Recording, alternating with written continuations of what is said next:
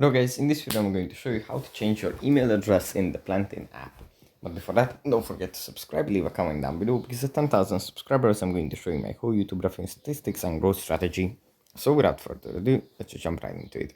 First we have to open up the PlantIn app. And here it opens up in My Plants. From here we have to go into More in the bottom right corner.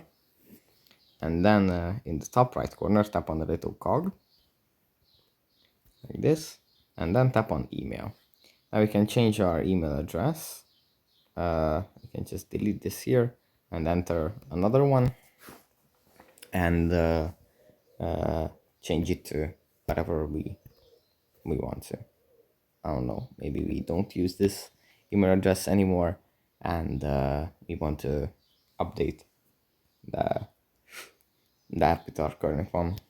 So yeah, that's pretty much it for this video. Hope it was helpful for you guys, and I'll see you in the next one. Bye.